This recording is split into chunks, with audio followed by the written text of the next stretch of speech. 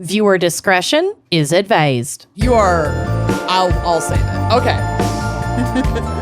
You are listening to Wine and Crime, the podcast where two friends chug wine, chat true crime, and unleash their worst Minnesotan accents. Yes. I am Amanda. I'm Lucy. You are. It's so nice to see you. Every time we record after like taking the weekend off, I just feel like I haven't seen you in 100 years, even though we talk every day. I know. Like the time a few weeks ago when we finished recording, and it was like kind of a marathon recording, and I think it was like a Friday or something. And we'd done ads and we'd had meetings. We were together virtually for like 10 hours straight. Yeah, and then as soon as we hung up, I remembered something I had to tell you, and it had a visual component, so I had to FaceTime you. And she answered the FaceTime like, bitch, what do you want now? What could you possibly? I answered. I didn't even say anything. I just like. No, he just gave me a look. I just looked at you like, what is going on? Then we both burst out laughing. Oh my God. Listen, the codependency runs deep. She's in there. She's thick. You got your hooks in me, sister. And vice versa. My sweet girl. You know who else has their hooks in us? Our amazing producer, Andrea. Yes. Who is our very special fan picker for today. Staff picker. Staff pick. And she has an incredible podcast called United States of Lead. And this bitch goes so deep. My favorite thing about Andrea, aside from her apparent work ethic, is just when she just pops up with the most niche conspiracy theories unhinged, I've ever heard. Unhinged facts, honestly. Like, yeah. Talk about giving me new fears. I've known Andrea for a very long time. Girl, you're responsible for at least a handful of my fears. But you can check out United States of Lead on YouTube. They're also on TikTok at They're also on TikTok at United States of Lead Pod. So check them out. I also follow them on like my Apple Podcast app. You could just listen in where you get your podcasts. But Andrea has selected the topic today of lead crimes. And obviously we are not going to be able to go as deep as she does, but like lead can be connected to so much. Uh-huh. It has So to be like much. understudied as in terms of effects. It's wild how far really reaching scary. lead, the like lead exposure, lead consumption. Uh-huh. Oh God. Etc. Yeah. And we're going to get to some of it. But first, in our wine crime pairing, we had a recommendation from Andrea, and I want to give full disclosure. My blood sugar has been waking hellscape nightmare for the last 24 hours, so I am not drinking today. I'm not even getting high Oh no. because I don't want to give myself the munchies and derail all of the corrective progress that I've made today. So I hate that I'm doing this completely sober, but I am for my I'm health. I know you're not. I knew I could count on you. But if you do want to drink along, the recommendation that Andrea made is a phenomenal Italian red. It's a Montepulciano, and this is a very similar red to what ancient Romans would have drank, like this kind of dry red God. table wine. The version we're getting will not be full of lead, which we'll get to. But this particular bottle is Masciarelli Montepulciano D'Abruzzo 2021. I'm proud of you for brushing up on your Italian. I can feign an accent when it comes to wine. I'm doing my best. Some nice things about this bottle is that it is a screw top. You do not need any tools other than your teeth, mouth, elbow, or hands to just crack that bad boy open. I wouldn't use your mouth. I wouldn't either, but like, you know. Especially not while we're discussing lead. No. Just keep unnecessary things out of your mouth. No lead present in this modern day old wine recreation. We can safely say that. We don't know that. You can't say that. Contamination happens all the time. Oh, great. Okay. Well, not as much, hopefully, present. She's 13.5% ABV. This is going to be like a really classic old world Italian wine. Montepulciano is going to give you rich, dark cherry, but not sweet because it's balanced with that sort of spicy, like black pepper and almost smoky tones. Mm-hmm. She's fleshy. She's full bodied. She has a lot of depth and like lingers really beautifully on the palate, finishes nice and dry. This is a bottle that you're going to want to get for your roasted meats, your like acidic red sauce pastas, your cheesy Alfredos, your funky cheeses, pizza. Corey's making manicotti tonight. This would be a perfect wine with that. Mm-hmm. Another great thing about it is you can get it at Total Wine and it retails between like 10 and 12 bucks. So this is a fabulous, classic, old school red that's going to be super food positive that you could bring to a party and only spend like 10 bucks on and be the queen of wine delivery. So love that. 10 out of 10. Do recommend when your blood sugars are stable enough to enjoy it. Run, don't walk.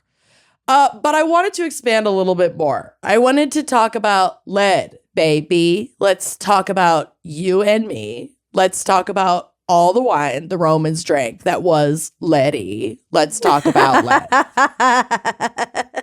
I did literally write that in my notes. So, Wine Enthusiast, which is it's like a wine blog. It's a reputable website. Sommeliers contribute to it. I really like it. It teaches you a whole lot about wine. They put out an article by Anna Archibald called The Disturbingly Long History of Lead Toxicity in Winemaking. So I thought this would be interesting to share in our wine segment today. Perfect. In recent years, wine has been touted as rich in antioxidants and healthy for your heart, which like, okay. These claims, though questionable, are in stark contrast to wines of yore that had a slightly more deadly kick. Ooh. One common wine ingredient drove unwitting imbibers into a slow decline that sometimes even resulted in death. You guessed it, lead. The highly toxic element was, for millennia, included frequently in winemaking and storage. The metal was used as a sweetener. Those paint chips taste real good, y'all. Yeah, we'll get to this in my segment too. Yep, a sweetener and preservative, as well as for its ability to impart brilliant clarity to glassware. So it was used in like every aspect. It's in your cup. It's in the drink that's in your cup. It helped make the drink that's in your cup. It's sweetening the drink that's in your cup. It's storing the drink that's in your cup. It's storing the drink that's in your cup. It's rough. Its role in wine history dates to at least 2000 BC and even extends to today. In ancient Rome, the upper class favored wine sweetened with sapa, a syrup made by boiling down grape juice in leaded vessels. When heated, toxins leached into the syrup, which was then combined with fermented juice to tame unpleasant tannins and bacteria, as well as act as a preservative. Quote, the role of manufacturing sugar lead goes all the way back to the Greeks, but the Romans popularized it, says Dr. Jerome Jerome Riagu, PhD, emeritus professor at the University of Michigan. He's also the author of Lead and Lead Poisoning in Antiquity. Quote, there are many records of essentially Roman doctors describing very precisely the symptoms of acute lead poisoning. One study speculates that Roman wine contained as much as 20 milligrams of lead per liter. Over time, the milligrams of lead. Oh, Jesus. And it's important to make the distinction that like lead in its like raw like mineral form that you're not like eating is for the most part like fine. We just can't be fucking consuming it in like these high quantities. Like it was used way beyond Yeah, what it's a it should have been used natural for. Yeah, element. exactly. Like, just existing in the world isn't going to give you lead poisoning, but we Mhm. use it in really high concentrations in a Mhm. lot of different things.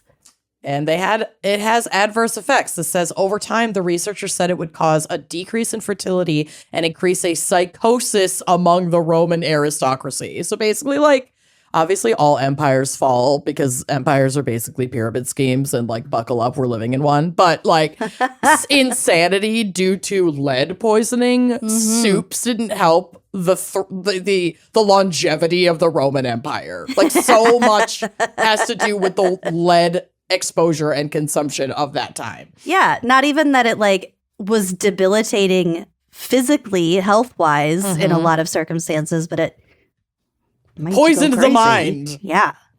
Lead was also suspected to have been used in Egyptian winemaking vessels. The soft metal had the ability to be easily molded and shaped. Quote, there are Egyptian drawings of a large concave dish used to evaporate water out of grape juice, says Dr. Andrew Waterhouse, PhD, wine chemist and professor of enology at University of California, Davis. This juice with a higher concentration of sugar was then fermented.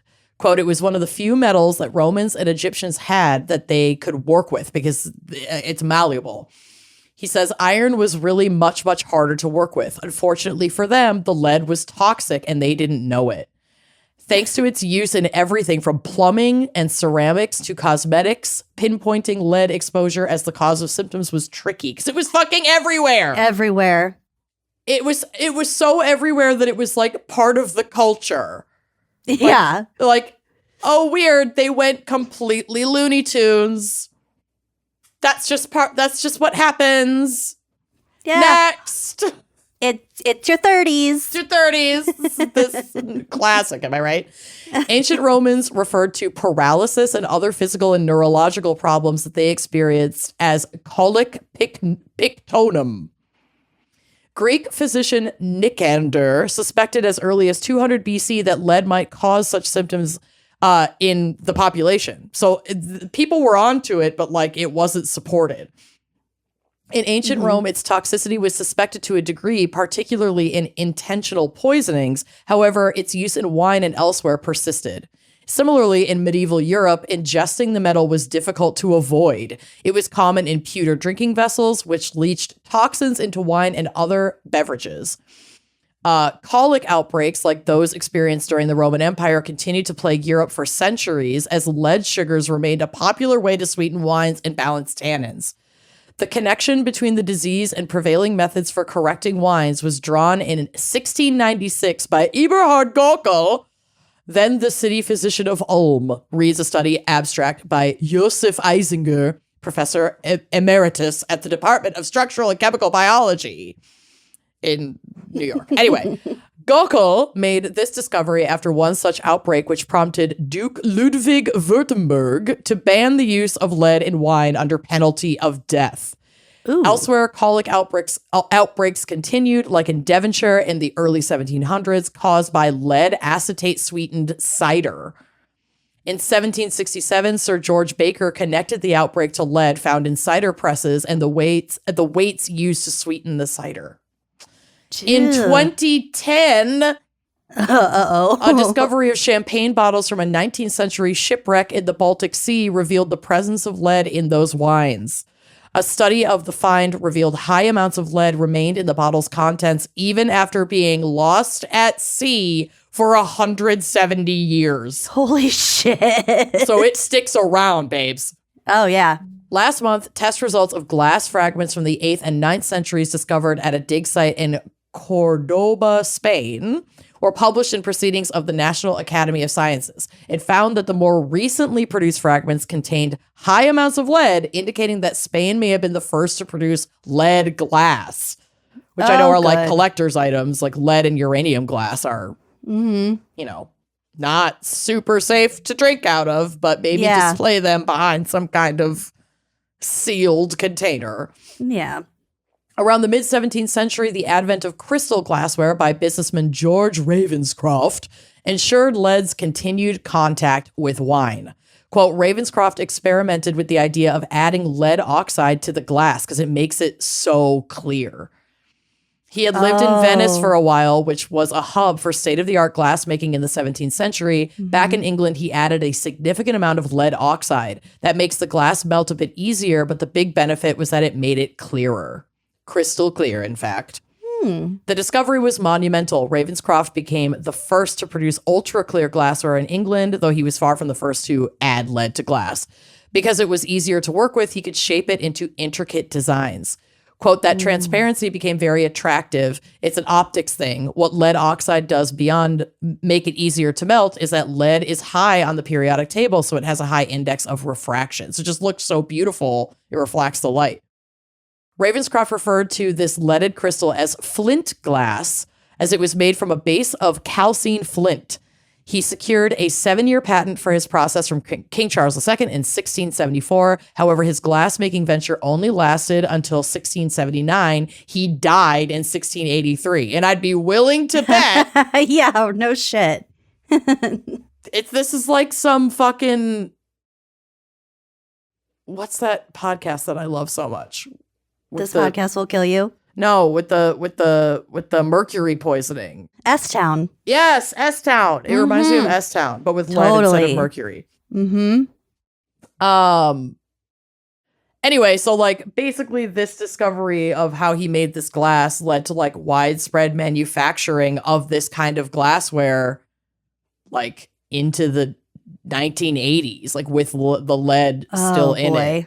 They phased out production and sale of like Riedel, which is a really high quality wine glass maker. They phased I am out, familiar. Yeah, we all have them. Phased out the production and sale of leaded glassware in 2015. Oh, God. Though other wine glass manufacturers continue its use. Lead products are required to contain at least 24% or less lead, according to the UK regulation. Quote, it does raise the obvious question around safety. The general thought from public health officials now is that lead oxide that's in the lead crystal and some other glass product is chemically bound up, so it's not going to leach into the wine after short periods of time. But obviously, it's like we're still in the modern age discovering shit like this, so kind of makes me nervous. Funny that you mentioned This Podcast Will Kill You. As the hosts on This Podcast Will Kill You point out, at the turn of the 20th century, the lead industry campaigned for the material's widespread use in everything from children's toys to paint and telephones. They aimed to drown out science that's pointed to lead's deadly effects. And it wasn't until 1978, around the time that Riedel began to manufacture its wine-enhancing crystal glassware, that the U.S. banned lead paint and pipes. Wait, who was advocating for use in lead in everything? I mean, like the lead lobbyists? Yeah, basically everybody that was using it was like, oh, okay. It wasn't one particular like. No, but the glassware guy who like made that type of crystal famous, like it got so popular that everybody was using that technique. Okay. And they really didn't want to stop.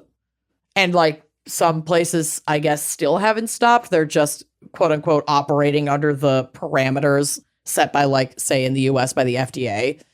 Well, like yeah. And all that all varies by country. So if any given country doesn't have those standards, then I mean, I know I have vintage glassware that has fucking lead in it. Like I know that I do. I'm aware. Anyway, I've linked this article in my sources. For time, I'm not going to keep reading it, but there is some other information about like what you can do. There are like ways that you can shop lead free, because like lead was not only in the winemaking, but it was also really prevalent in these crystal clear decanters that were really popular.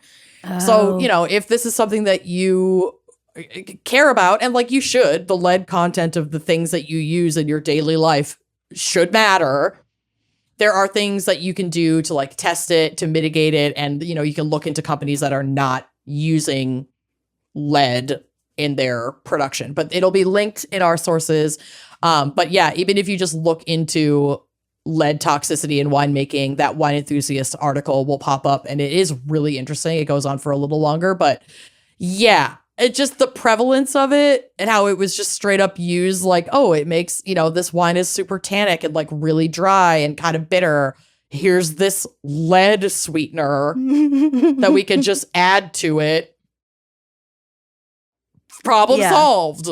Well, Anyway, why think ahead? What are you drinking? I got a rum and coke, and I got my new Stanley. No lead in that. Probably not. Maybe. Well, there probably is, but it has the skinnier bottom, so it fits in my cup holder. Nice. Well done. All right. Well, that was fascinating. And we'll get to a lot of my part touches on things that you mentioned too. So yeah, we're going to expand on the lead. All right, Lucy, bring it on. What is our background? And I hope to God, psych for lead crimes. Well, yeah, the lead and lead poisoning is so like insidious, and it happens on such a cellular level in the body that it is kind of the health effects of it are kind of like wide ranging. So as far as specific psych related to lead poisoning, I don't have a whole lot of it, but it's still, I think it's fascinating. I mean, I have a little bit of psych just about, like, in my case, how lead can fuck with your, like, cognitive capacity so much that, I mean, it's a sense that, like, a madness can set in. Yeah. Yeah. Well, we'll kind of get to it. Yeah. So there's not a lot of, like, hard science behind this, but there are a lot of theories, which we'll get to. Okay. Lead is a naturally occurring chemical element found in small amounts in the Earth's crust. So like we said, it just exists in nature.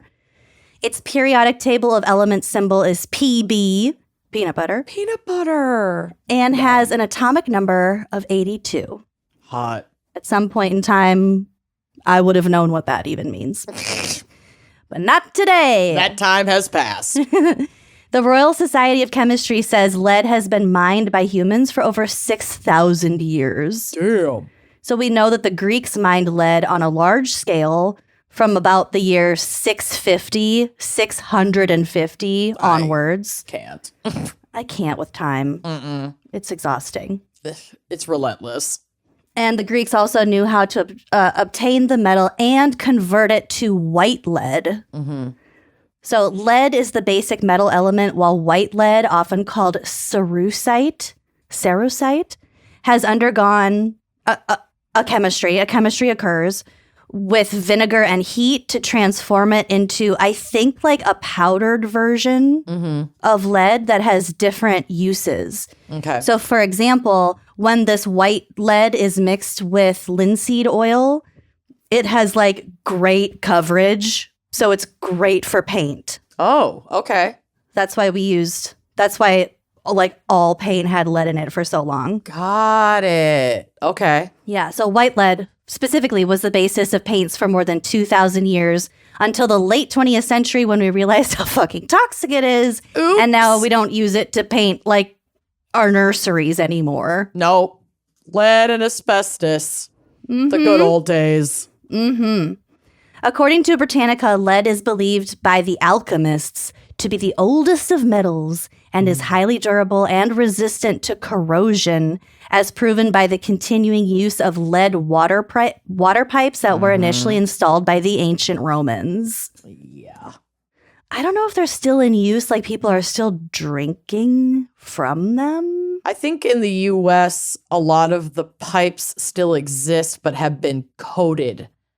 Well, over 10 million homes in the U.S. still have lead pipes. Yeah, because like I think on a city level, they mitigated some of that. But like if your own older property still has it, the city's not going to come in and do that shit for you. Like that's going to be on you to get That's why replaced or waterline insurance is a very good idea if you own a home.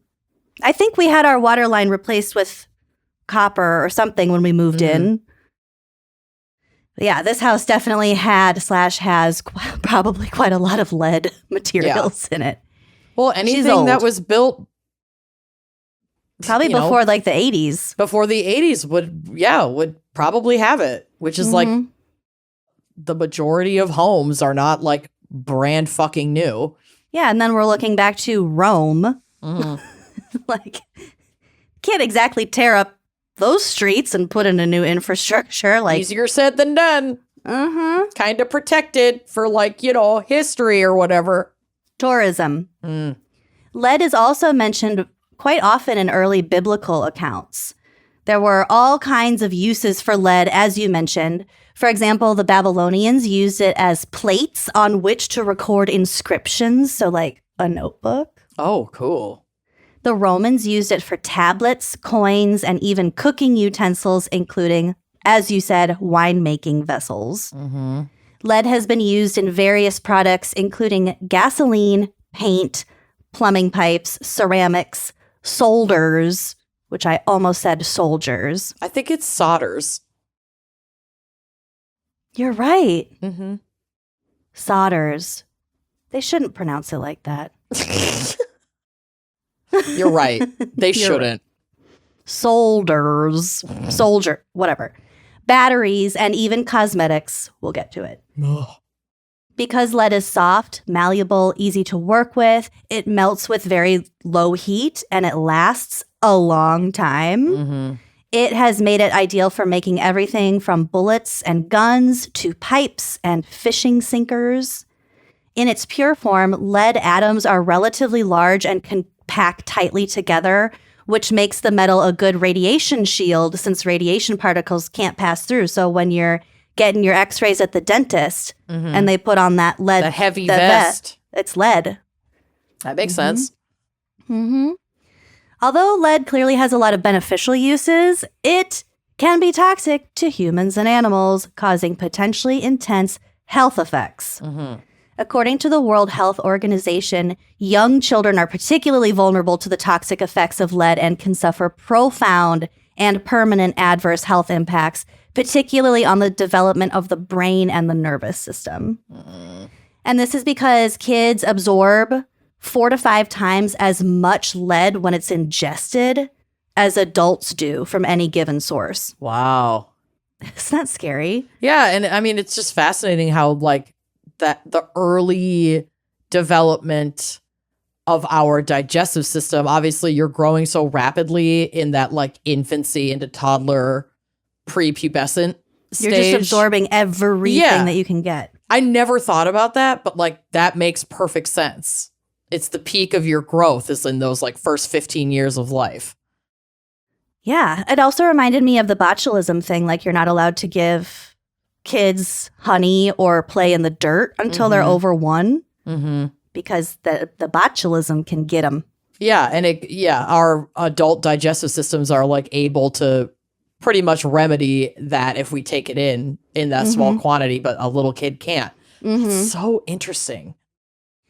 This is also because kids put their hands in their mouths and they stick shit in their mouths all the time. Yeah. And then going back to those paint, the lead paint that comes off in little chunks, they eat it and it tastes sweet. So they keep eating it. Yep. Oh, God. In adults, lead can also lead to long-term harm and can cause increased risk of high blood pressure, cardiovascular problems, and kidney damage. High levels of lead in pregnant women can also cause miscarriage, stillbirth, premature birth, and a low birth weight. Yeah, it can contribute to infertility as well. It can contribute to literally everything. Sex drive. Yeah. Everything. So kind of to explain that without like actually explaining it, and in terms of what lead does to the body on a molecular level, I have a quote from Howard Hu, a physician epidemiologist at the University of Southern California. So Howard says, quote, "Lead has no useful purpose in the body, but unfortunately, it also mimics some of the other more essential elements." So the chemical itself it acts like an imposter. It gets incorporated into various enzyme and molecular structures in the body and then just fucks with them. That wasn't his exact quote, but that's what he was saying. that. Yeah, so it looks like, for example, calcium. So your blood cells are like, calcium. Soak And that then up. it's like, psych, I'm lead, bitch. I'm going to give you kidney Surprise! disease. Yeah. Oh, fuck. So it leaches onto, as far as I can tell, like any part of your body. That's wild. Mm-hmm. People are usually exposed to lead through occupational and environmental sources. This mostly stems from the inhalation of lead particles generated through burning materials containing lead, or the ingestion of lead-contaminated dust, water, food, or hand-to-mouth behavior. So just putting shit in your mouth. Yeah, babies. Babies learn like their entire fucking environment through their mouth for like the first 2 fucking years of their life. Yeah. Nasty ass kids. That also, like, we get so many of our, like, spices, for example, from all different parts of the world, which may or may not have certain regulations, which may or may not be enforced. And so that can just contaminate the food chain, the food supply. The World Health Organization's 2021 update titled Public Health Impact of Chemicals, Knowns and Unknowns It estimates that of the 2 million lives lost to known chemical exposures in 2019, nearly half of those were due to lead exposure. Holy shit. Half? Yeah, half. That's what they estimate because, again, it's so fucking hard to tell. Nail down. Yeah. Yeah. Wow. That's mind-blowing. And then you also have these potentially psychological impacts that, like, we'll get to it in this next segment, but like, might contribute to depression and suicidal ideations. Donald Trump. Yeah, oh, definitely. But then you have these people potentially dying in ways that aren't just blood disease. Yep. And then they don't get tested or whatever, but it's still, lead is still a contributing factor, possibly. So Andrea recommended that we look into the case of Beethoven. Ooh, as in the Beethoven? Not the dog, the No, man the who musician. lived in like the 1800s. Okay. Okay, so Ludwig von Beethoven's life was plagued by deafness, debilitating gastrointestinal troubles, Girl, same. Yeah, tag yourself. and also jaundice. Lots of other things. He was just really sickly, like, for a lot of his life. According to a study published in the journal Clinical Chemistry, Beethoven was almost certainly exposed to lead, which may have contributed to his health issues.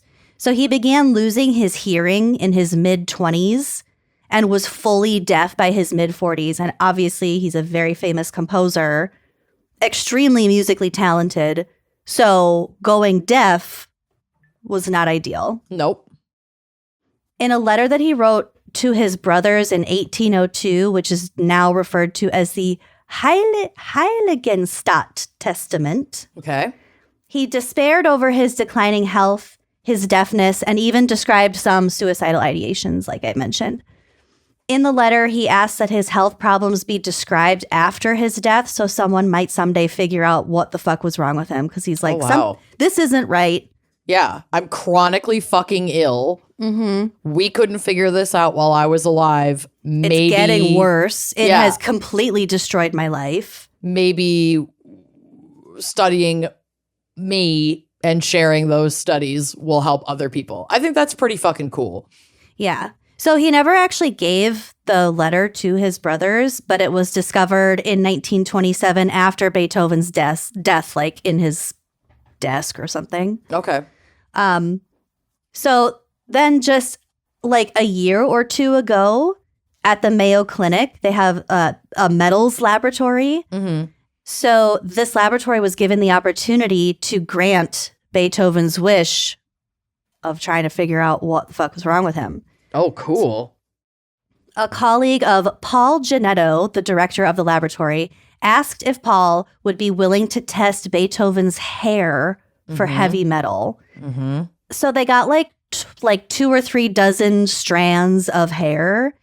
And I think that they got him from like a private owner, someone who just had some of Beethoven's hair. My God. And could like prove it, I would assume. So he said yes. And in the lab, the hair was like, they washed it, they treated it before running it through the instrument that measures heavy metals. The results showed slightly elevated levels of arsenic and mercury, but the lead levels were somewhere between 64 and 95 times higher than they would be in the hair of a person living today. Yikes. That's a lot of lead. It's a lot of lead. Even for someone in his time period, that's still about 10 times higher than normal. Yikes. Though this amount of lead exposure would not have killed him by itself. Right. It definitely could have contributed to his poor health overall. I think that is super legit because we'll talk about it a little bit in my case, but like when you're already vulnerable or become vulnerable to other health problems, having this like underlying lead issue it fucks with everything, like you've already said. And that includes your immune system. And so you're just like, it might not be the thing that kills you. Like maybe you die of pneumonia, like one of the people in my cases, but that pneumonia might not have killed you if you weren't also being slowly fucking lead poisoned throughout, let's just say, your entire life. Yep. By just living your life. Yeah. By drinking from that pewter goblet. Well, and like you mentioned, the adding lead to wine to make it sweeter. We know that Beethoven drank a lot of wine. And lead was often added to inexpensive wines because it binds the acid to make it taste sweeter, make it taste like a better wine than it is. It's just cheap wine. Well, and people often forget, too, that, you know, it's not too long off history where in many parts of the world, wine and other like fermented beverages were safer and more accessible than clean drinking water. So like this is what people drank with their meals. They weren't having clean water. So it's not just like everybody was an alcoholic. It's like, well, no, but he drank more wine than the average. Well, sure.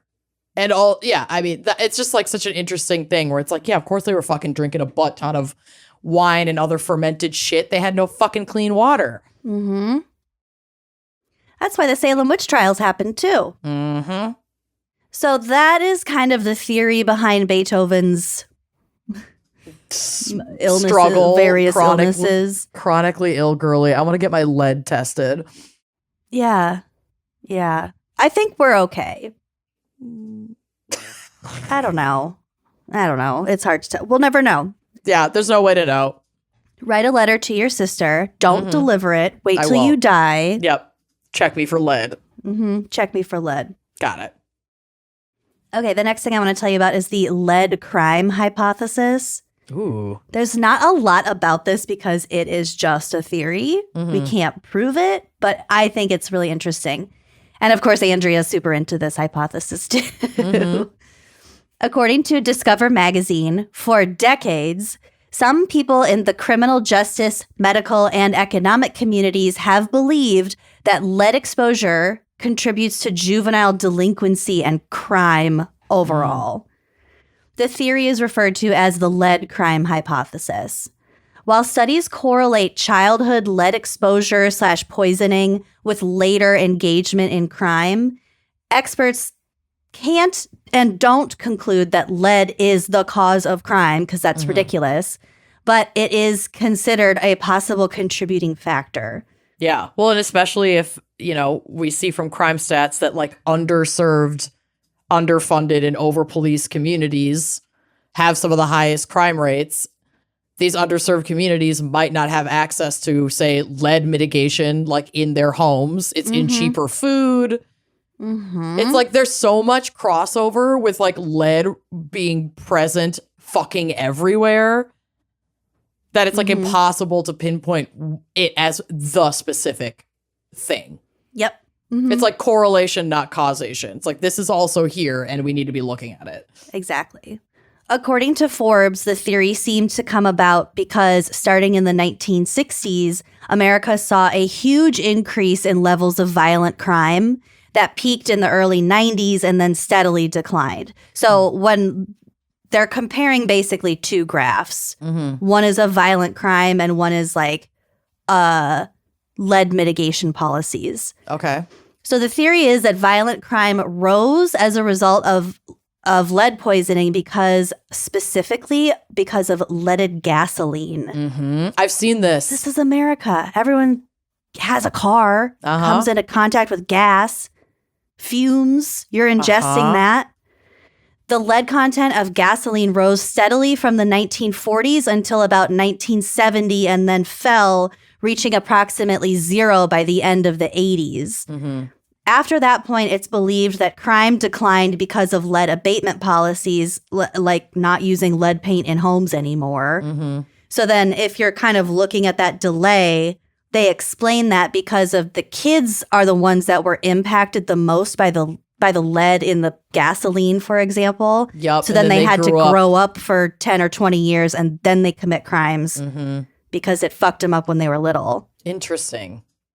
Isn't that wild? That is wild. I mean, obviously, like we already said, there were like so many things going on in the world at that time as well, but I do not rule this out as a contributing factor. I mean, we discover things all the time about chemicals we've used or, you know, all kinds of things we've ingested, consumed, worked with over the years that have had psychological and physiological effects on the human body and mind. Radium girls. Why would this isn't that shocking? Like this shouldn't be discounted as part of the larger conversation. Yeah, I agree. And I don't know if it's like an issue of tracking, which is reasonable to consider given how ubiquitous lead is. Yes. Like, how are you going to track who came into contact with what lead thing? Yeah, it's everywhere. So it's just sort of a fact of life. I don't know. That's sick. Well, on a similar note, I also want to tell you about Flint, Michigan. On April 25th, 2014, over 10 years ago. Yeah.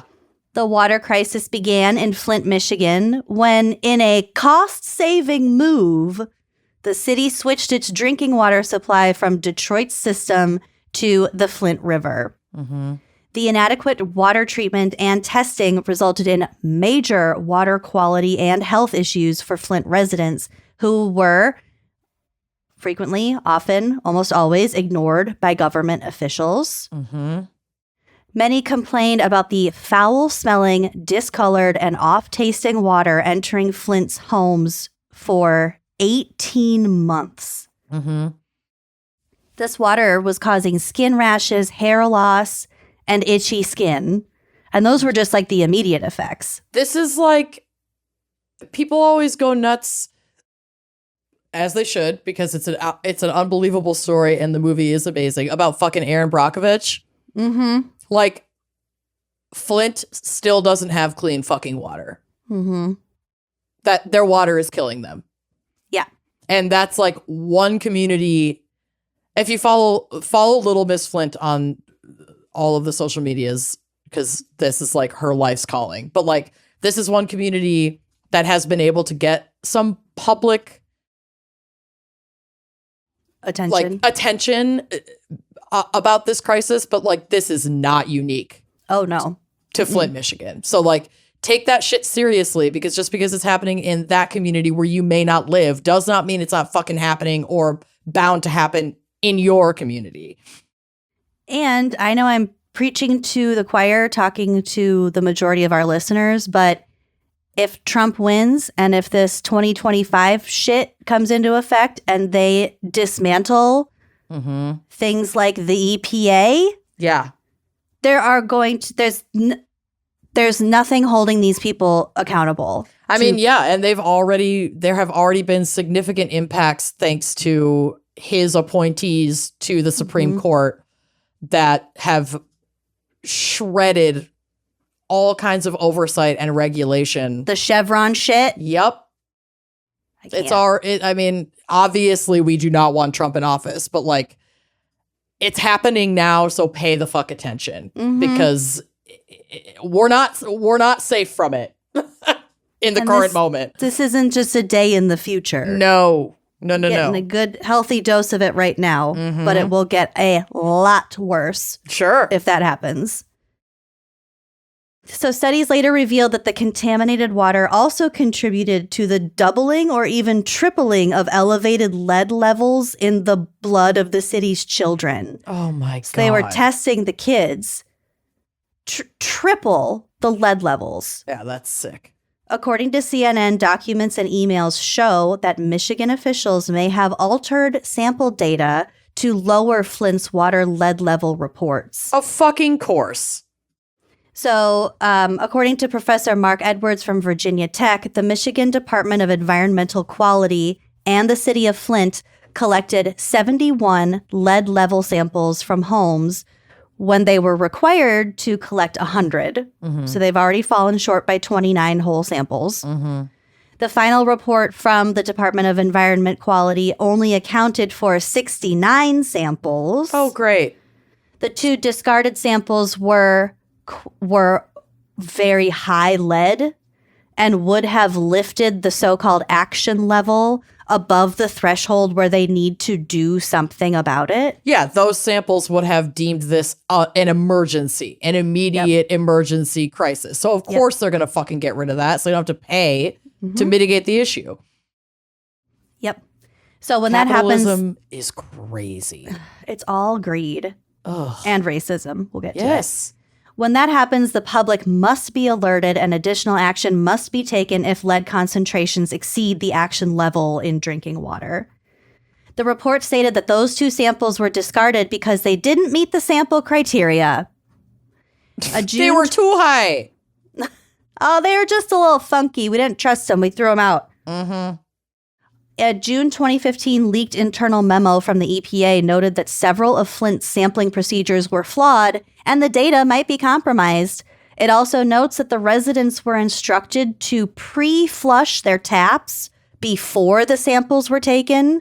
Oh, trying to get rid of any buildup to reduce. It minimized the lead capture and underestimated the lead levels. They were not supposed to do that. Which is fucking stupid. It makes makes this so apparently intentional. Yeah. And also coordinated. I don't let my fucking tap run very long before I put my water. Like usually my water glass is under the tap. Yeah. And I'm I let it get a little cold. Yeah, but that's like just what a I'm couple drinking. Seconds. Yeah. There are many reasons for the Flint water crisis cover-up, including inadequate testing and treatment, discrepancies in data, and ignoring resident complaints. So just like bad leadership, bad governance. However, the fact is that this is America. Flint is mostly Black, and about 40% of its population live under the poverty line. So this leads many to believe that the dismissal of the public's concerns was intentional, like I said, and coordinated, and that this is a direct result of systemic and institutional racism. Today, the water crisis in Flint is getting better, and I say that very cautiously. But they did so much damage in terms of public trust and just the health of the community that it's going to be a really long time before things are all the way back to the way they used to be, if ever. Well, it's so sick. I mean, this is such a pattern, but it's like the community that is being harmed, that is literally sick because of their water, are the same people that have had to completely advocate for themselves to get access to clean water when they're like already in not just economically disadvantaged shape, but like they are physically and psychologically impaired because of the water that their city is fucking feeding them. And then they're the ones who have to take up arms to advocate for their clean water. Like nobody was coming to help them. No. And in fact, people were actively trying to silence them so that they didn't have to fucking sink the money into this community to fix this problem. Yeah. It's just so fucking sad. It's so sad. And then also you think about how the kids absorb it so much at such higher rates than adults. And then the kids are going to grow up and they're going to be fucked up for this whole generation, you know, potentially. Yeah. I mean, we won't know the full picture of what the effects of this crisis are for a number of years now. Yeah. I hate it. It's really rough. We should just change this podcast to I hate it. God. Welcome to God with Lucy and Amanda. Heavy sigh. Gestures vaguely. God. So Flint has met the standards for lead levels for 8 years in a row now, and it is replacing old infrastructures with updated / non-lead materials. However, many are still suffering. The lack of affordable housing in Flint has driven many to public housing where the lead levels are frequently found to be much higher. Because again, there is still a lot of discrimination happening here. Well, and resource hoarding, so they're just not investing in these services for people. So, like, of course, these shelters and, you know, affordable housing are going to be the last on the fucking list. Yeah. So, getting better, but not great. It's not great, and I still don't feel all that optimistic about it. They did the damage that they did is, I mean, criminal to say the least. Anyway, okay, I have a few interesting facts for us about lead before I tell you my last story. Okay. As I mentioned, an estimated 10 million U.S. homes are still connected to water mains with lead pipes. So if you live in an older house, you might want to get that checked out. Maybe. Yeah. Or just ignorance might be bliss if you if your bank account looks like mine right now. Girl. Yeah, might be one can you could kick down the road for another year or so. I feel that. Lead is so similar to calcium that human cells latch onto lead instead of calcium, as I mentioned. It's just the way that it gets into your body. And also, because the lead doesn't like degrade very quickly at all, there is no chemical difference between pure lead and like recycled secondary lead. And ancient alchemists believed that lead could be turned into gold. I don't think they got there. They believed everything could be turned into gold. Honestly, that was the goal. Go for the gold, baby. Yeah. I don't. Alchemy's weird to me. So weird. It's like weirdly, it's like chemistry, but it's also like magic. And it's also like like witch science. Yeah. I don't know. It's weird. I like it. Yeah. I like the vibe of it. Love the vibe. But also, wouldn't you get frustrated after hundreds of years not ever really turning anything into gold? Because I don't think that's actually possible. I mean, I think that's why, like, anytime you see, like, a grizzled alchemist presented in the media, like, they are not well. They're just chilling with these chemicals in some fucking cave under a tree stump trying to make gold for 100 fucking years. Their hair's all falling out. They got fucked up teeth. Yeah. Obviously, again, lead poisoning. They're love very the vibe, frustrated. But that shit's weird. Yeah. There's no such thing as a not frustrated alchemist. I don't think so. I don't like show me in history a not frustrated alchemist, because they were not getting the results they had hoped for. No, not and this one. went on for thousands of years. Yeah, like it's like one of the ancient sciences. Yeah. Did it ever work? Girl, I don't fucking know. Alchemy crimes. That'll be a very short episode. Yeah, I love it. We should definitely do it. Love a short episode. Okay, so the last one I want to tell you about is the story of Maria Coventry, Countess of Coventry. Ooh, okay. maybe Maria Gunning. Maria Coventry. I don't know. Maria Gunning was born in 1733. I didn't do geography. What's wrong with me? That's These okay. names are ridiculous enough. Mm-hmm. She was born at Hemmingford Gray, near St. Ives, Huntingdonshire. She was the eldest of 4 daughters of John Gunning of Castlecote, County Roscommon, and her mother Bridget Gunning, née Burke, daughter of the 6th Viscount Burke of Mayo. Maria and... this is so fucked up. So there are 4 daughters, right? Maria and 2 of her sisters were known around London for their beauty as the 3 Graces. Specifically, Maria and her sister Elizabeth were considered the most beautiful women of their generation. Okay. So first of all, there are 4 sisters and only 3 Graces. The one with a great personality. Yeah, and then only 2 of them are the most beautiful of their generation. Listen. If you're not going to pick one, then don't fuck just off. insult them one by one as you go down the list to the final 2. That just seems so rude. It's brutal. It's fucking brutal. I don't even know what the 4th sister's name is. The impossible beauty standards of 1733 fucking coming out in full force. We're still living in it. Yeah. We're still living under the iron fist of the 3 Graces. We'll get to their iron fist. Oh no. They're laden fists.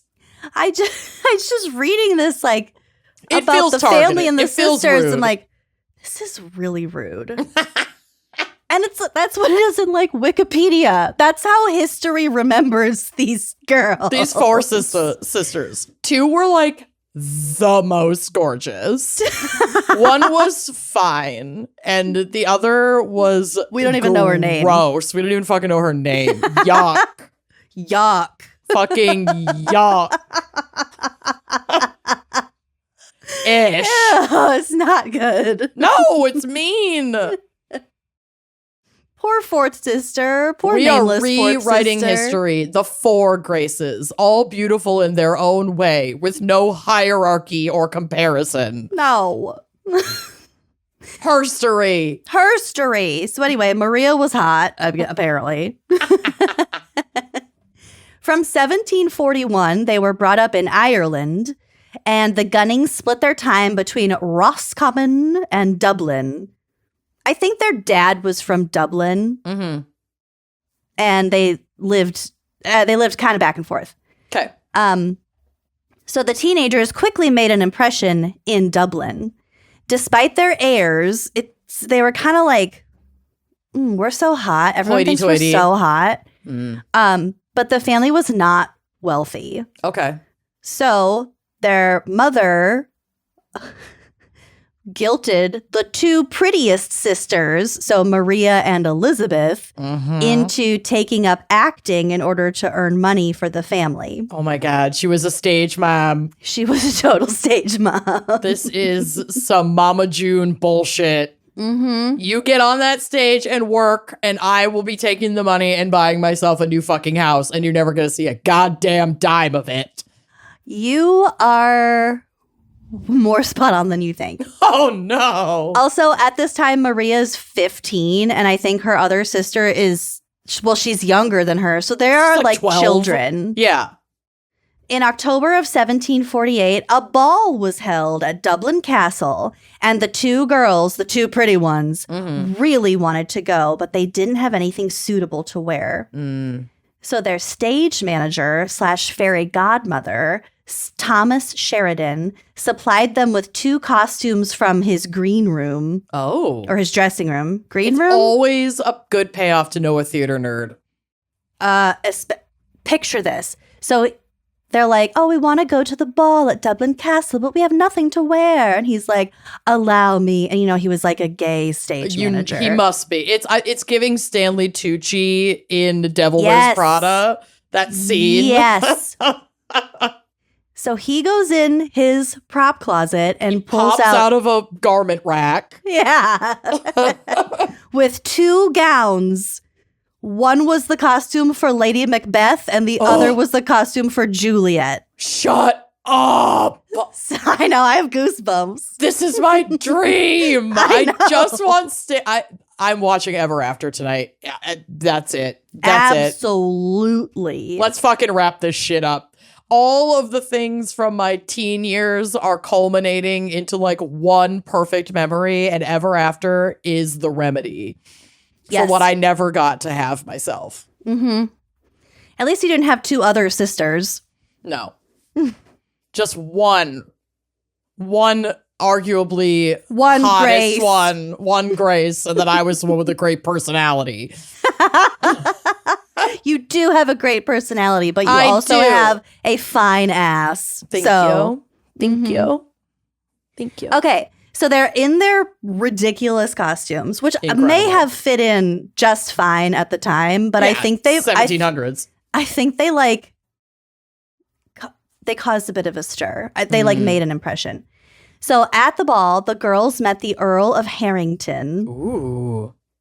And apparently he really liked them. He was very taken with them because in 1750, and I think the mom, Mrs. Gunning, was like kind of conniving.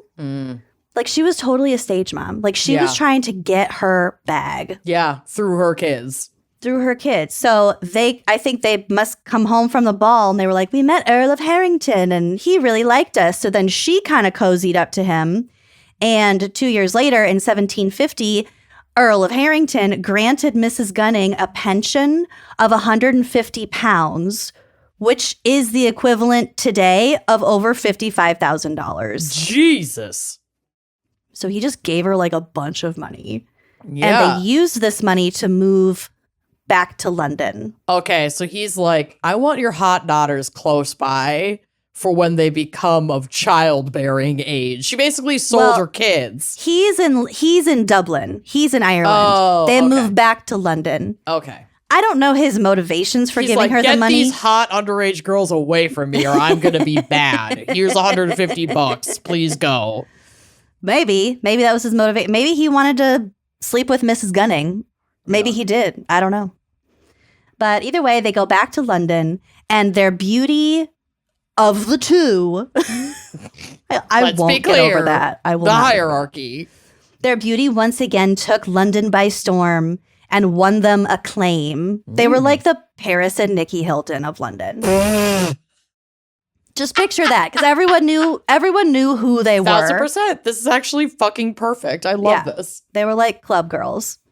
In December of 1750, they were presented at the court of St. James, and they made the newspapers. Ooh. So they were like tabloid fodder. They really Yeah. were. And apparently They're socialites. they're socialites.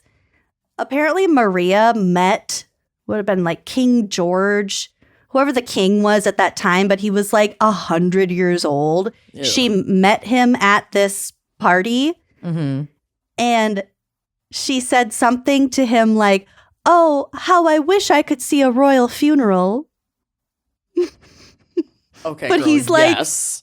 Almost dead himself. Listen, she knows what the fuck she's doing. So, Please invite me. Put me on the list. yeah. I'm so sorry you died. Have you seen that Nathan For You? No. Do you know what Nathan For You? Yes. I love Nathan Fielder. He invents like a computer-generated animation of pets saying goodbye to their loved ones like after they've been put down. No. So, but it's really poorly done. and the voice actor that he chose has like a thick accent. Mm-hmm. And so when the dog is talking and the little boy is like watching the video with his dad, Oh, no. it's like their beta testing program.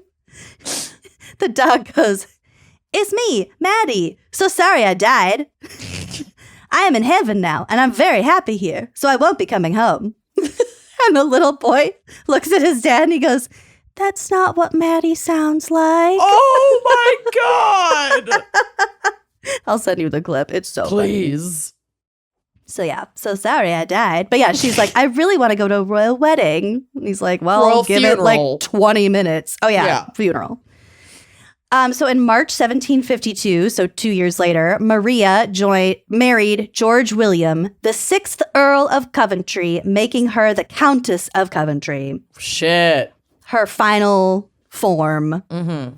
They had 1 son and 4 daughters, probably all hideous. Yep. 4 graces. 4 graces. Maria's popularity in England reached almost superstar status. And at one point, the king had to provide her with a guard after she was mobbed in Hyde Park while taking a walk. Wow. Chapel Roan could never. No, the boundary setting. We respect it. But like, your joke about it being kind of like Paris and Nikki Hilton, that tracks. Like, those bitches can't go anywhere. Mm-hmm. They are so famous. Ugh, nightmare. Yep. Nightmare. Unfortunately, Maria's health was not the greatest Uh-oh. because of her vanity. Oh, I forgot. Lead. Right. Okay. Lead. I know, we were having so much fun. At the time, especially among the ladies of the court, having very, very white skin was highly fashionable. So it's like pale white skin with red cheeks. That's what they wanted to look like. I can so clearly picture that makeup style. It's like so iconic in art and honestly all over all kinds of media. Like It's fucking Marie Antoinette shit. It was kind of like, I mean, I'm sure I'm not using this term correctly, but like avant-garde-y. It was like really, really white and really, really red. Yeah. It was like, I don't know. It was intense. And it was such like an elite, like these were not commoners in this style of makeup. Yeah. Ladies of the court. Yeah. So this look was made popular in part by Madame Pompadour, who was a mistress to King Louis XV. Okay. So they were like, ooh, that sassy bitch, that court lady. We want to look like her. Yeah, let's go. She's radical. This white makeup, called Venetian ceruse, was full of lead. Oh, no. So because it was full of lead, it was really, really irritating to the skin. You don't say. It would cause eye inflammation, skin eruptions, so like zits and blemishes and bumps and stuff. And it would erode your tooth enamel. Oh, no. So because of how much it would fuck up your skin, they just put more and more makeup over it to cover it up. No. They just layered it. Snake eating its own goddamn tail. So Maria died of consumption on October 1st, 1760 in Croom, Worcestershire at the age of 27. Isn't that sad? That's so sad. That's so young. And also, like... She had 5 fucking kids at 27. I was just going to say, how wild. I mean, honestly,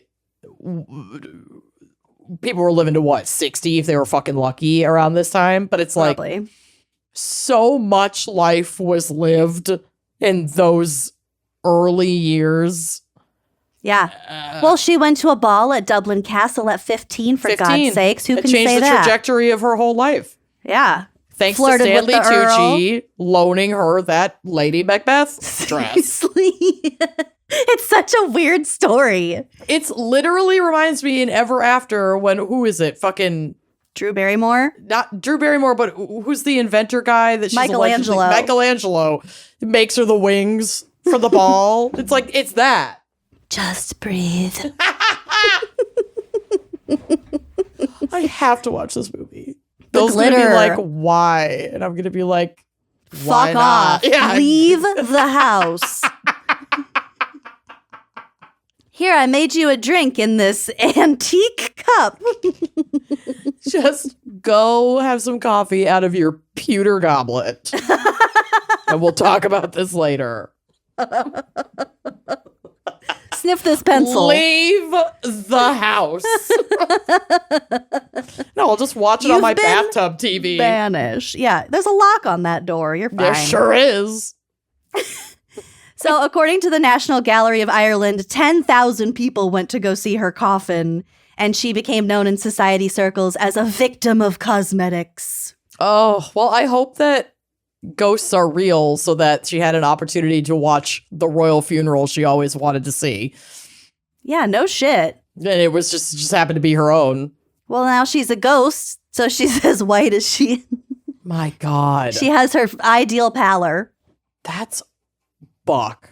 Like, you caked on so much fucking lead makeup, you got consumption and died. Yeah, but probably also not before, like, your teeth fell out. Oh, I bet she looked rough in the end.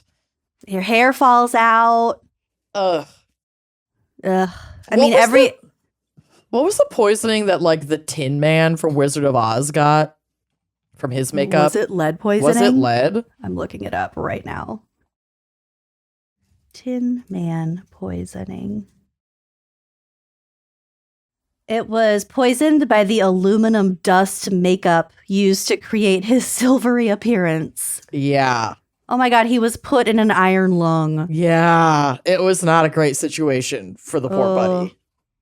I mean, the makeup looked fantastic. Truly on iconic. camera. Truly iconic. Mm-hmm. But we're so sorry. So sorry. We didn't know. No. Anyway, wow. That was a lot. We covered a lot of ground there, yeah. We really did. I'm so glad you gave us so many little snippets. I'm going to focus on one specific moment in history. So I'm glad you gave us a little bit more that we could chew on, more lead chips to chew on. Yeah, chew them up, crunch them down. Are you ready for my case? Oh, yeah. I know you are. So much that I put in here I wasn't going to really deal with. And then I was like, but no, Lucy's going to love this. So I already know what case you're doing. And this is one of my favorite, episodes in history. It's wild. So to get into the mood for today's case, we need to go back to a stinkier, disease-riddled era, the 1800s. Because Wool today, socks. Yep, Ugh. we're talking about the tragic and mysterious story of Franklin's Lost Expedition. Yes. So Franklin's Lost Expedition is one of the most famous and tragic tales of Arctic exploration. In 1845, Sir John Franklin led two ships, the HMS Erebus and the HMS Terror. Yeah. I don't know why they named it that. Girl, well, I tried to find out. I failed. On a mission to find the Northwest Passage, a coveted sea route that would connect the Atlantic and Pacific Oceans, we were so obsessed with expanding trade, especially from Europe to North America. Mm-hmm. And so this was explored as a more direct path, but my God. Weren't they looking for the Northern Passage that would be a shortcut over the top of the globe? Correct. Instead of all the way across the Atlantic? Precisely. Franklin had a storied career in Arctic exploration and was highly regarded, having first traveled to the region in 1818 as a second in command of an expedition towards the North Pole of the ships Dorothea and Trent. Franklin was subsequently leader of two overland expeditions to and along the Canadian Arctic coast. So he didn't just explore by ship, he also traversed areas of the Arctic.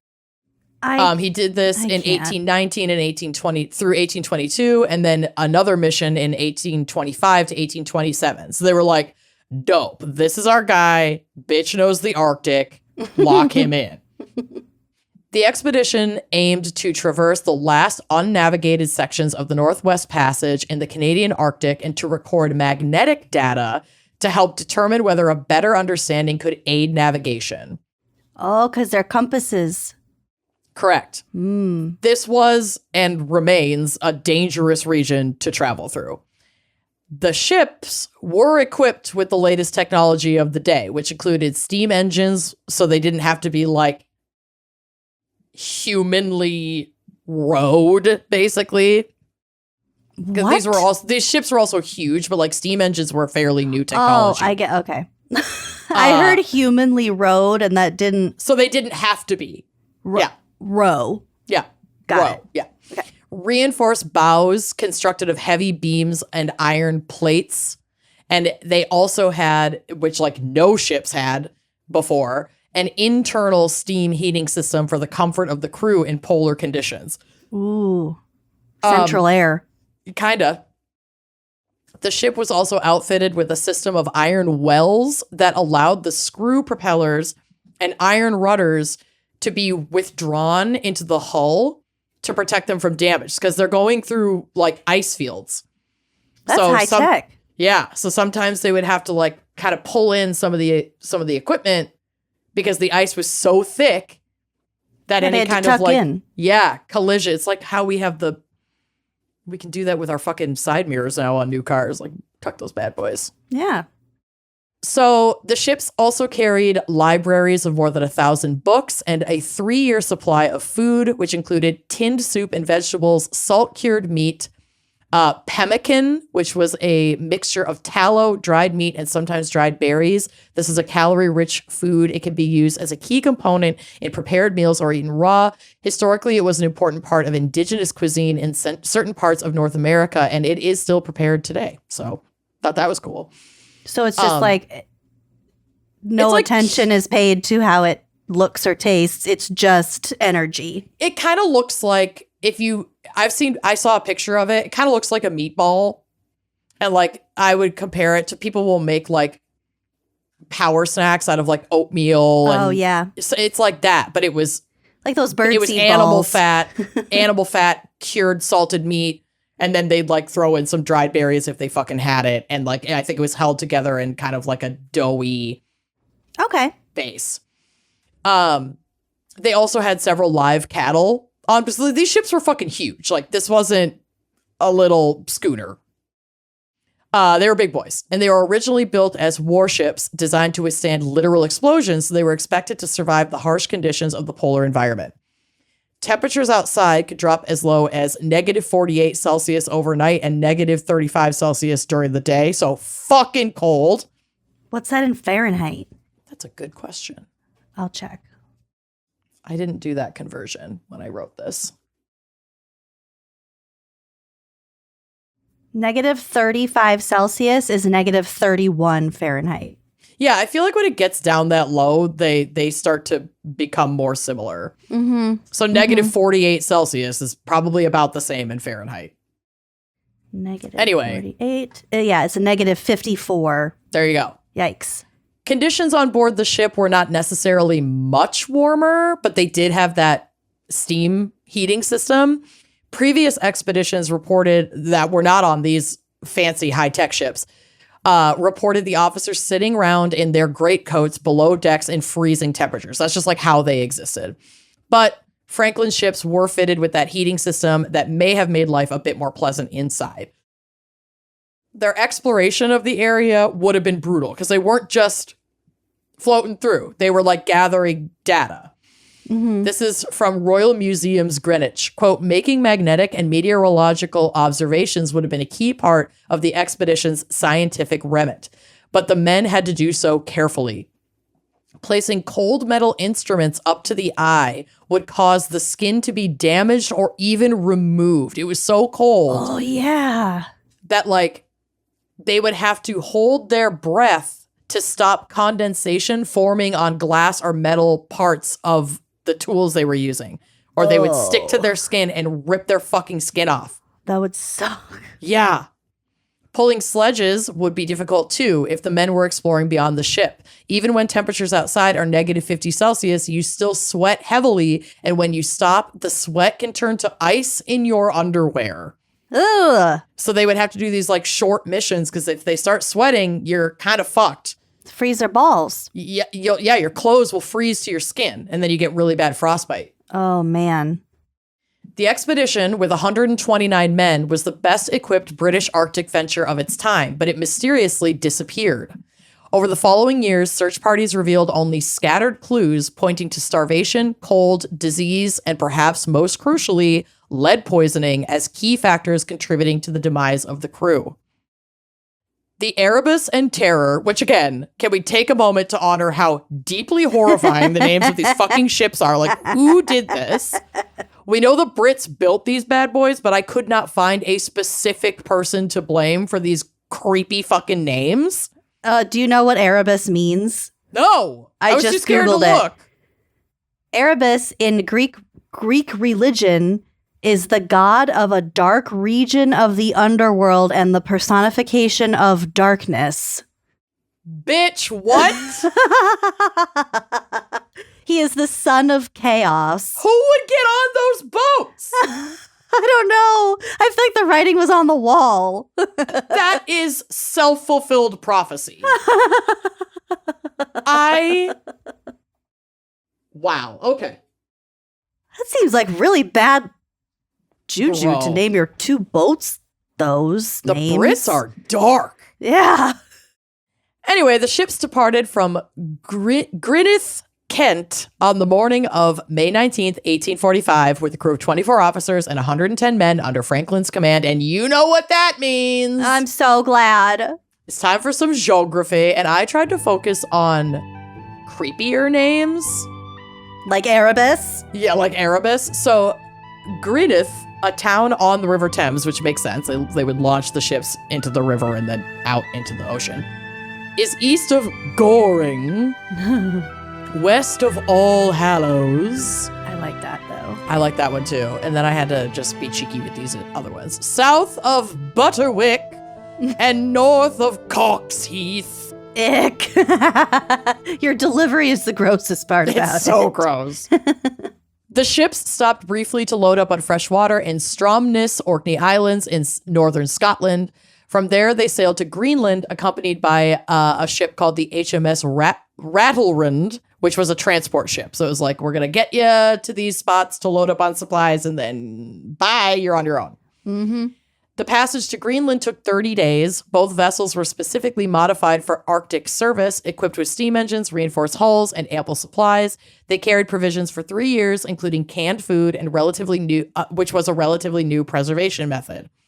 The goal was to chart passage through the labyrinthine Arctic archipelago where no ship had ever completed a westward journey. Oh my So God. they climbed into the hell and the terror to go where literally no man had ever fucking gone before. So I know you texted me earlier today saying, like, did you know that Netflix show The Terror is about this? Or it's I had no AMC? idea. Yeah, I watched that a few weeks ago. And it's not like a historical retelling, but it's like what might have gone down with. There's definitely a paranormal element in the Yeah. show. It's like it's a thriller. But the details and the story about the men, the story about the canned food, about the ship, everything, like it paints such a vivid picture, and it's like you terrifying. You don't know where it's going. I loved it. It's really fucking good. Well, and I love the idea that, like, yeah, there's a paranormal theme that runs through it, but it also could be a commentary on their psychological states. Totally. As the were paranoia and the Mhm. I think it's what they you might have could been read it- experiencing you could because read of it the lead as- poisoning. yeah, you could read it as really allegorical. Yeah. So they left in May, and by July of 1845, the ships had been seen by whalers in Baffin Bay, where they were waiting for better conditions before continuing on to enter into the unknown ice field. So it had taken them all those months to even get into position to, like, go into the shit. Northern Passage. That was the last time Europeans saw the expedition alive. For 2 years, there was no word from the explorers, and concern grew in Britain. And now I have to say, concern grew more rapidly because Franklin's wife, who had obviously stayed behind in Europe, was like, what the fuck? You guys need to put some resources out toward finding my husband and all of these men that are on these ships. You can't, it's been 2 fucking years. What are you doing? Yeah. So in 1948, they left in May of 1848. They'd left in May of 1845. Search expeditions were finally sent to locate them, marking the beginning of an extensive search that would last for over a decade. 2 expeditions by sea were launched, one led by James Clark Ross entering the Canadian Arctic archipelago through Lancaster Sound, and the other commanded by Henry Kellett entering from the Pacific. In addition, the Admiralty offered a reward of £20,000 for basically information, which would be the equivalent to over £2,500,000 as of 2023. Wow. Quote, to any party or parties of any country who shall render assistance to the crews of the discovery ships under the command of Sir John Franklin. When the search effort failed, British national concern and interest in the Arctic increased until, quote, finding Franklin became nothing less than a crusade. They were looking and looking. They were obsessed with finding him. They couldn't find shit. Not a ship or anything. Nope. Ballads such as Lady Franklin's Lament, commemorating Lady Franklin's search for her lost husband, became popular. I have a link to a YouTube video of it. It's been like used in a bunch of songs. I was going to play it, but for time, I'm going to let you guys go find it on yourselves. But I will have it in our sources. But it's a haunting song about this lost crew and these lost ships. Only limited information is available about subsequent events from like the last time they were seen. And more information has been pieced together over the next 150 years by other expeditions, explorers, scientists, and interviews with Inuit peoples in the region. So they were last seen by Europeans right before they went into the passage, basically, but there were still Inuit communities that like lived in and around those more isolated areas.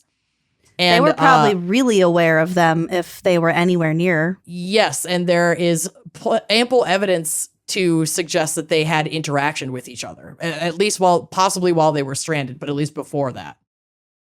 Search expeditions found scattered relics and clues in the 1850s. In 1850, the graves of 3 crewmen from these ships were discovered on Beechey Island, where the ships had wintered from 1845 to 1846. The gravestones suggested that the 3 men had died early in the journey. In 1854, John Ray, an explorer, spoke with Inuit peoples who told him about starving white men who had resorted to cannibalism. Uh-oh. Ray found physical evidence supporting these claims, recovered artifacts from the expedition, including tools and clothing. However, the fate of the majority of the crew remained unclear. So they're just getting these little stories and like little bits of evidence, but like where the fuck are these ships? Yeah. Looking for them was highly dangerous. One ship, the HMS Investigator, had gone searching for the Franklin expedition in 1850 and had been abandoned in 1853 after getting stuck in the ice. The rescue crew did survive, but never even made it close to where the ships were expected to have been trapped. There's also, if you look on the drive, there was like a traveling expedition about this that includes photographs of the 3 exhumed graves that were found. And how we'll talk about the preservation of these bodies, but this is like, I love this. Isn't it nuts? Wow. Yeah. I knew you'd go. They are not decomposed at all. No, they just look frostbitten. Oh, it's wild. They look like they're carved out of wood. Yeah. They're so well preserved. Oh my God, I'm obsessed with this. In 1859, a search party led by Captain Francis Leopold McClintock made a major breakthrough when they found a note on King William Island. The note, called the Victory Point Note, a 2-part letter found on King William Island, remains the only first-hand accounting of what was going down. According to the note, Franklin's men spent the winter of 1845 to 1846 on Beechey Island, which we knew because the 3 crew members who had died were buried there. After traveling down Peel Sound through the summer of 1846, hoping that there was like some melt and they could make their way back into the passage, Terror and Erebus became trapped in ice off King William Island in September of 1846 and are thought never to have sailed again. According to the second part of the Victory Point note, dated April 25th, 1848, and signed by crew members Fitzjames and Crozier, the crew had wintered off King William Island in 1846 to 1847, and then again in 1847 and 1848, and Franklin had died on June 11th, 1847. So their leader died. The remaining crew had abandoned the ships and planned to walk over the island and across the sea ice toward the back river on the Canadian mainland, beginning on April 26, 1848. In addition to Franklin, 8 other officers and 15 men had also died by this point, before the remaining people were like, well, we got to walk because there's nowhere else we can go. So I don't know if you know this, but, or if this is accurate, or if you have this information, but in the show, it was like at least 500 miles. They were going to have to walk through and like easily pull their sleds and stuff. Easily. Ugh. Yeah. The Victory Point note is the last known communication of the expedition. Of the crew who decided to walk the ice to the mainland, none survived the march. Ooh. Skeletal remains, artifacts, and more evidence of cannibalism were found in later years, providing a harrowing picture of the men's desperate final days. It appears some of the men had certainly resorted to cannibalism, as many bodies were mutilated and body parts were found frozen in cooking pots. Oh my God. Yeah. At the ship or on their walk? This is like stuff that's been recovered like years later on the walk. We didn't find these ships until like the last 10 years. This is just shit. They're searching in this giant area on the ice of like where they think they could have gotten trapped and gone down and finding this shit. So when they decided to walk, did all of them walk or did some of them stay behind? I'm not sure the answer to that, but a lot of people decided to walk. But a lot of people had also died before they even got to this point. Yeah. So, I mean, certainly not all like 124 were walking, but there were groups of probably like 30 to 50 people that did try to walk to safety. The role of lead poisoning in Franklin's expedition first came to light in the late 20th century when scientists began re-examining the remains of the crew that had been found on Beechy Island. So they exhumed the guys that we had the pictures of. Those 3, yeah. And did a bunch of tests. Autopsies of the well-preserved bodies, especially that of John Torrington, showed high concentrations of lead in their bones and soft tissues. Further analysis confirmed that the sailors had suffered from severe lead poisoning, likely originating from the tinned food or the ship's water system / both. Oh, God. Which used lead piping and solder. Solder. So here's an excerpt from an academic journal written by Dr. Richard Bayliss detailing the discovery of the remains of the crew. And Yes. Lucy, I pulled this specifically because you're going to fucking love it. Yes, I love Quote, you. I know, I got your back. Expeditions in 1981 through 1986, so like a long fucking time after, they still hadn't found these ships yet, but it's still being studied and they're still sending crews with updated technology to try and find all of this shit. That's insane. By Dr. Owen Beatty, an anthropologist at Alberta University, have helped explain what may have happened. In 1981, the investigators found many skeletal remains, some of Inuit peoples and others from the crew of the British ships. Macroscopic examination of the bones of expedition members showed evidence of scurvy, and their lead content was 228 parts per million, compared with what would be considered more normal of the time, which was about 22 to 36 parts per million. And that was determined by bones of indigenous Inuit remains that were also found in that area. So it had nothing to do with like the environment. You know, the environment or like, oh, we have a lot of fish. Nope. The indigenous population was not drinking water out of lead pipes or eating canned food that was soldered with lead. Oh, man. In 1984, Beatty and his team returned with the express purpose of exhuming the graves of the 3 members of the crew buried early in 1846. The first to be exhumed was a stoker on HMS Terror, John Torrington, age 20, who had died on January 1st, 1846. The ground on top of the grave was cement-hard permafrost that had to be pickaxed to remove it. Ooh. A meter down, they found the coffin. Removal of the lid was difficult because it was held down with square nails and stuck to the coffin by ice.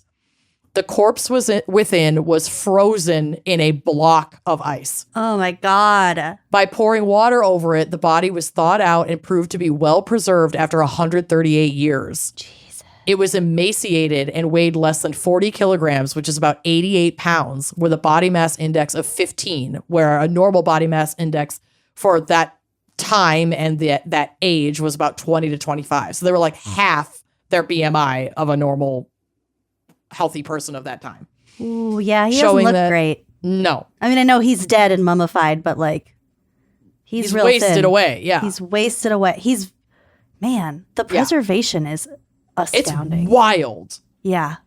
Showing that Torrington must have lost a lot of weight since leaving England, since going on this expedition. His hands showed no evidence that he had been a stoker, even though we know that that was his position there. And this suggested that he had been too ill to work long before he died. Ooh. The lungs showed pleural adhesions, anthracosis, emphysema, and evidence of tuberculosis. Death was attributed to pneumonia.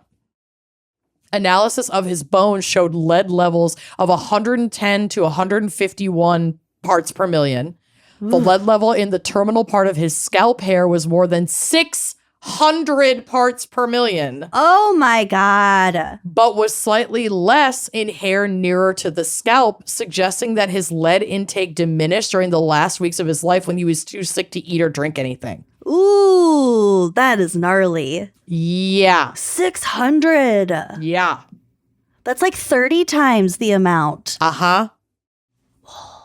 In 1986, Beatty, this explorer, returned and exhumed the grave of John Harkness, a petty officer on HMS Erebus, who had died on January 4th, 1846, at the age of 25.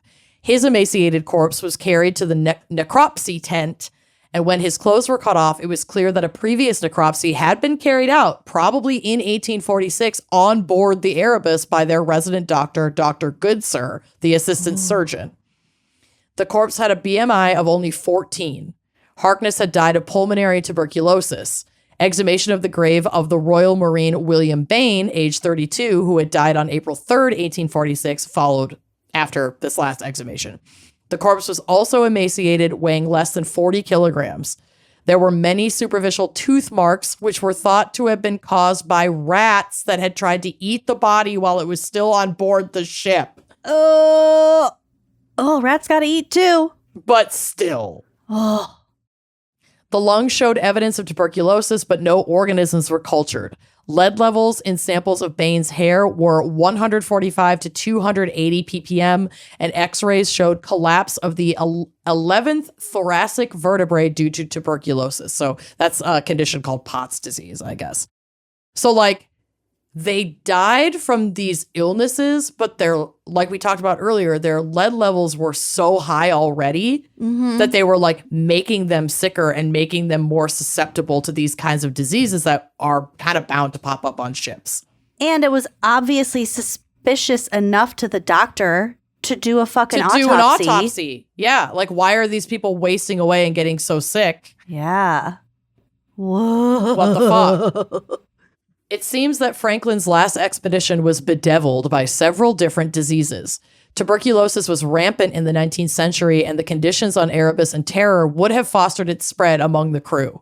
With regard to scurvy, Dr. James Lind, a naval medical officer, had written his treatise on scurvy in 1754, and his 1757 paper on how to preserve the health of seamen had been adopted by the Royal Navy in 1795. So before they went on this exhibition, they were well aware of what scurvy was and had taken precautions to alleviate it on these kinds of expeditions. They brought their oranges.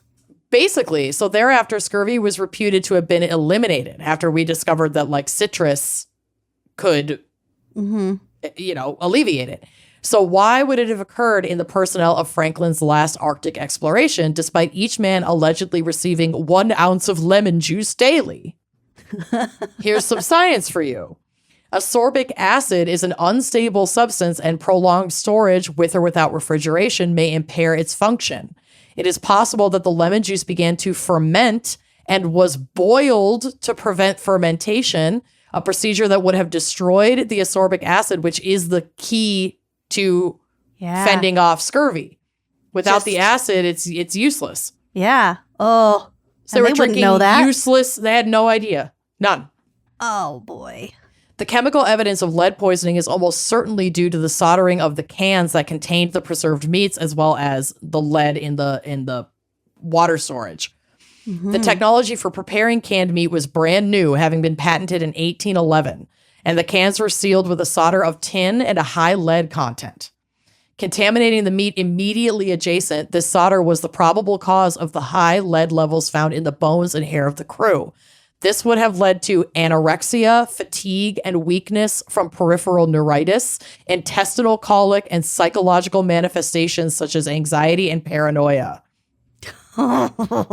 That is the last place on the planet you want to be paranoid. No. During a long, dark Arctic winter, stuck in a ship. Yep. And on top of that, because the canning process was of such low quality, there was also likely botulism in a lot of the canned meat. So they were just getting so fucking sick and losing their minds at the same time. Oh my God. The use of tinned food, a cutting-edge technology at the time, may have inadvertently sealed the fate of the crew. Although food preservation by canning was a relatively new process, it was not yet perfected. The cans used in Franklin's expedition were sealed with lead solder, and improper sealing or contamination may have allowed the lead to leach into the food. Lead contamination could have occurred in other areas too. Like we said, the ship's water distillation system, which used lead piping, also likely contributed to the problem. Lead poisoning likely had disastrous effects on the crew's health. Symptoms of lead poisoning include cognitive impairment, fatigue, irritability, digestive issues, and motor dysfunction. So like the guy who couldn't do his job, like he had no physical signs of being a stoker on this ship because he was too sick. Yeah. These symptoms would have exacerbated the already immense challenges of Arctic survival, hampering the crew's ability to make sound decisions and weakening them physically. The impact of lead poisoning likely contributed to the growing illness, disorganization, and eventual collapse of the expedition's leadership and morale. Can you even fucking imagine? No. You're trapped on an ice-locked ship on which you'd been slowly going mad from lead poisoning from your own provisions. Yeah. But you don't know it. You don't know it. And it might as well just be, you might as well think it's like a curse or like a demon or something. Of course. And then you get desperate enough to eat each other and wander into the frozen ice caps to survive. Like, absolutely the fuck not. No. No. My dad told me about this ship when I was like 10, too young. Maybe. He was reading a book about it. And he was explaining it to me. And like, and I should have covered this instead of the Donner Party. Because they're in my head, they're kind of similar, just like bleak as fuck. So bleak. Yeah. And both relating to like heavy winters. So many still believe that lead poisoning was the primary factor in the expedition's failure, but other research has kind of complicated that picture as well, because some studies argue that while lead levels were high, they may not have been acutely toxic, and chronic malnutrition and disease, such as scurvy and tuberculosis, were likely more immediate causes of death. So like... Well, it didn't help. No, so I think what they're saying is that the lead didn't necessarily kill them. And what we don't have are records of what was going on that ship as the expedition progressed, because they were eating these provisions for months before they ever made it to the Arctic. So by the time they got there, they're being slowly poisoned. Their, immune system is responding. They're susceptible to all of these other common shipborne diseases. and they're losing their mental faculties. So they like they're paranoid. They can't figure out what's going on. They might be turning on each other. They can't make, like, leadership is falling apart. They can't make solid decisions that will aid them in their survival. So it's like, maybe this isn't exactly why they died, but it definitely fucked them up. It set them up to fail. Yeah. Skeletal remains show signs of scurvy, which would have weakened the men significantly. The extreme conditions of the Arctic also exacerbated their suffering, trapped in thick ice for multiple winters, running low on supplies, and ultimately attempting a desperate escape on foot. Inuit oral testimony collected by explorers like John Ray and later confirmed by archaeological evidence suggests that after abandoning the ships, the survivors may have made some progress but were eventually overcome by starvation and exposure. Despite the advanced preparations of the expedition, including that 3-year supply of food, the harsh realities of Arctic exploration overwhelmed them. It's like they couldn't have been prepared for this mostly uninhabitable area that they were going into. They had no fucking idea how bad it was going to get. The failure of Franklin's... the indigenous people who live there, like, they've been there for... forever. Millennia. Yeah. They're they know how to survive. And these dudes with their coats and their wool socks from London. Well, and a lot of those interactions that they may have had would have been before they were so far into the ice that they couldn't be found. So the indigenous population was likely not living, necessarily on these like truly horrifying parts of the Arctic, but they are familiar with them. They would have hunting practices, fishing practices that would have familiarized them with the area. They were likely trading for some supplies earlier on in the expedition. And then as these guys got deeper, all contact was lost. And then they just found their remains later. God. It's fucking wild. So the failure of Franklin's lost expedition was due to a combination of factors, including the harsh Arctic environment, scurvy, malnutrition, and perhaps most critically, lead poisoning, hindering their capacity to think clearly and survive. The high levels of lead found in the crew's remains likely debilitated them mentally and physically, leaving them less able to deal with the challenges they faced. The loss of the Erebus and Terror and their crews is a tragic reminder of the dangers of polar exploration, and Franklin's expedition remains a subject of enduring fascination and study. And we did not give up on finding these wrecks, and they were found not that fucking long ago. Oh my God. So in recent years, the wrecks of both Erebus and Terror were discovered, providing more insights into the final days of the expedition. Were they like under a bunch of ice? Yup. They're shipwrecks. They're under the water. This part they're is under the water. Yeah, they were frozen in the ice lost for God knows how long, and then one good summer when it can melt enough, it sunk. And they were lost to the ocean. Though many questions still remain unanswered about what happened. Because again, even though they found these wrecks, like any written data that was on that ship is lost to the water.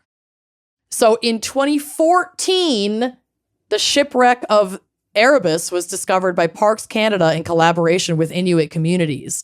This and the following discovery of the Terror in 2016, so it took even more years to find the Terror. So they weren't even like next to each other or anything. Nope.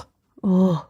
Marked two of the most important archaeological finds in recent history. What these archaeologists went through to find these ships was wild. So they had first found the HMS Investigator, which, if you remember, was the ship that disappeared in the 1850s trying to find them.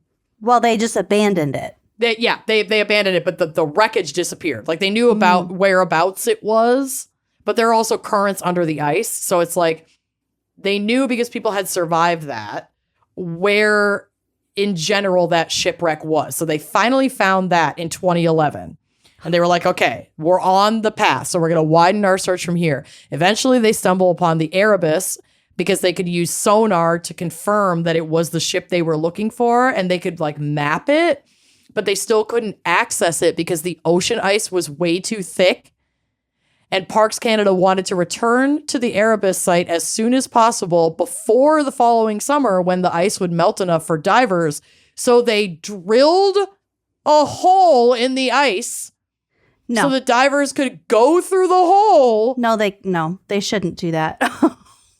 Please don't do that. This is a waking nightmare. Diving under thick ice in utter darkness and sub-zero water temperatures. Are you fucking kidding me? No. And they did it. And they found it. Utter darkness. Horrifying.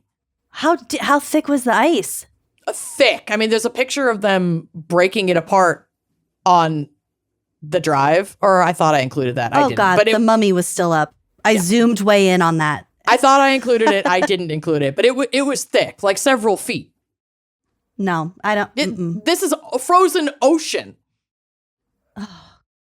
Throughout the season, archaeologists brought up artifacts from the upper deck and part of the lower, including guns, part of a wheel, fittings from the ship, dinner plates, clothing, and personal items. The search for the Terror continued without success. It wasn't found until 2016, lying on the seabed under 48 meters of water in Terror Bay, far from the planned search area.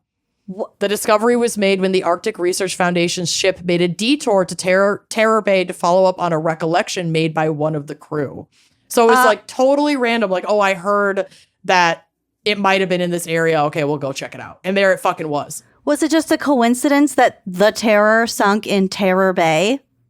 That is not clear. It's possible that Terror Bay is referred to because of it being the area where it disappeared, but I I'm hope not there's sure. not another reason. Girl. These names. I know. What is with 19th century explorers? You're so emo. So fucking emo. So yeah, Franklin's Lost Expedition remains one of the most tragic stories of exploration, illustrating the extreme challenges faced in the Arctic conditions and the potential impact of human error and technological limitations and obviously fucking poison, lead poison. The combination of environmental hardships, inadequate supplies, potential lead poisoning, and the harsh realities of survival in the Arctic contributed to the disappearance of Franklin and his men. Today, the expedition continues to be a subject of fascination and research, shedding light on the complexities of polar exploration and the human spirit's resilience. Jesus Christ. Isn't that wild? Yeah. Like, part of me is like, did finding the Terror in 2016 like open some sort of fucking bullshit reality that allowed like Trump to get elected? Like, is it the Terror's kind of when fault? everything started falling apart. Like, I feel like all of those TikToks I see where people will like discover a creepy box sealed in their wall and the people watching are like, put it back. The sarcophagus. Put it back. Yeah. It's under several feet of thick ice for a reason. We're not supposed to go there. We're the not sorceresses supposed put to. it there Yup. to seal the hex that would befell the world. Seal the terror. You fucked it up. And you unleash the terror on the world. Mm-hmm. Anyway, obviously there's so much more to that story. There are like whole podcasts, TV shows, documentaries. There's a Watch The Terror. The AMC it. The Terror. It is really good. But I hope I gave you like a little tantalizing piece of cheese to lead you down the rabbit hole that is the Franklin expedition, because holy fucking shit. You gave Scary me a shit. Sweet little chip of lead paint. Yep. So carrot on a thank you, stick. Andrea, for terrifying us with this topic selection. Yeah, Andrea, I hope we did you proud. And check out Andrea's podcast, United States of Lead. Yes, please do. There seems to be no limit of shit to discuss about lead. No limit. Is insane. It's wild. Yeah, definitely check it out. And we'll see you next week. Thanks for listening. Bye-bye.